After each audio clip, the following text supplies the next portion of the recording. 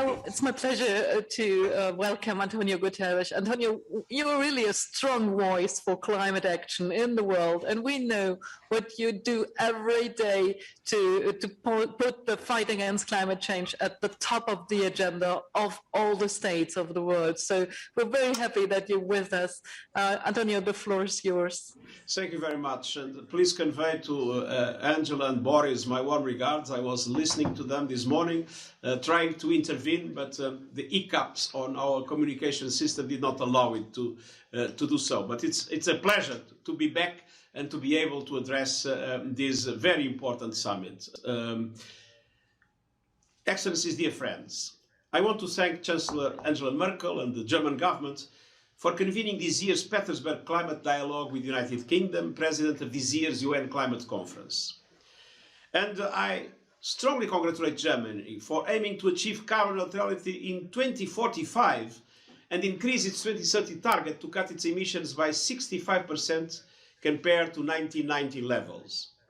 6 months ahead of COP26 and still deep in the COVID-19 crisis, and after these first sessions, I would like to share with you my assessment on where we stand. Last year was yet another unprecedented period of extreme weather and climate disasters. Carbon dioxide concentrations again rose to a new high, 148% above pre-industrial levels. And this is the highest level for 3 million years. And 3 million years ago, the Earth's temperature was as much as 3 degrees hotter and sea levels some 15 meters high. Last year was already 1.2 degrees Celsius hotter than pre-industrial times, dangerously close to the 1.5 degree limit set by the scientific community. Under current commitments, including the recent ones, we are still heading for a disastrous temperature rise of 2.4 degrees by the end of the century. We stand indeed at the edge of the abyss.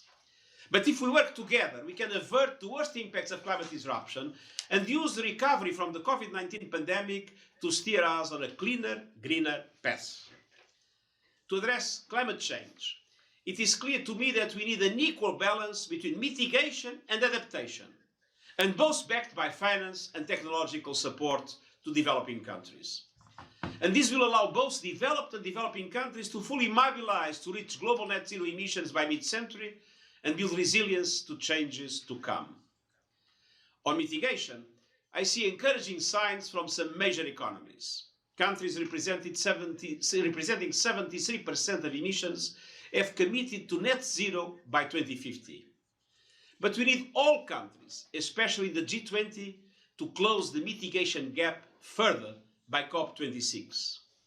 The bottom line is that by 2030, we must cut global emissions by 45% compared to 2010 levels to get net zero emissions by 2050. And sometimes it's complicated to compare things as the reference year changes from pledge to pledge.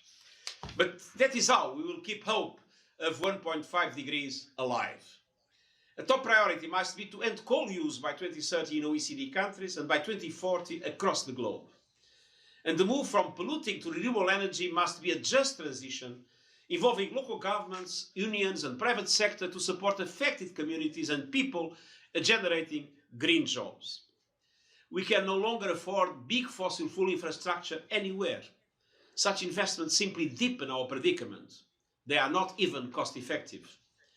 Fossil fuels are now more expensive than renewables. So we need the shareholders of multilateral development banks and development financial institutions to work with the management of these banks on funding a low-carbon, climate-resilient development that is aligned with 1.5 degree goal. I welcome countries that have pledged to end fossil fuel finance and subsidies. It is time to put a price on carbon and to shift taxation from income to carbon. Excellencies, dear friends, I remain deeply worried about the lack of progress on adaptation.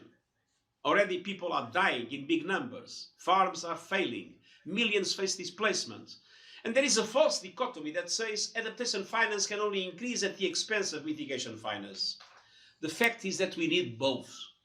With reduced fiscal space, high debts and mounting climate impacts, developing countries need mitigation and adaptation finance in equal measure.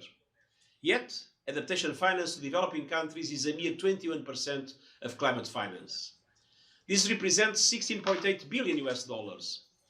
Actual annual adaptation costs in the developing world alone are estimated at 70 billion US dollars, and this could rise to 300 billion by 2030.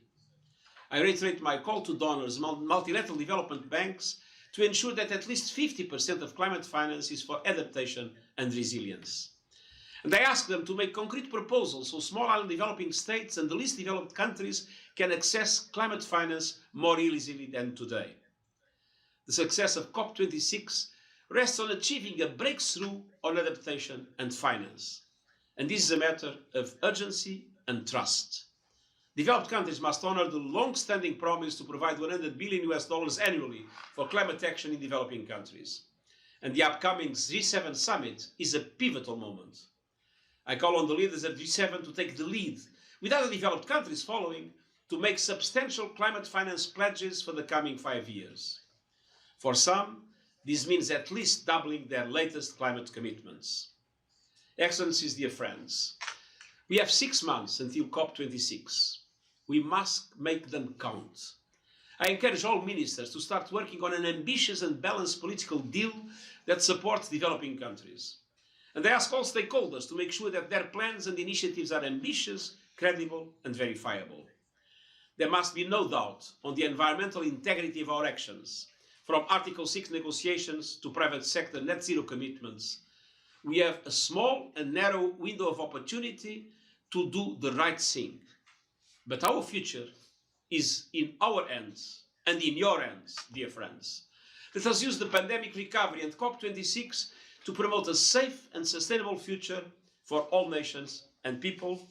And I thank you and wish you a very, very successful conference. Antonio, thank you very much. We are very happy that you're joining the Petersberg Climate Dialogue, and thank you for your encouraging speech. No technical problem can help you back from us. So thank you very much that you joined this dialogue and then that you speak to all of us. So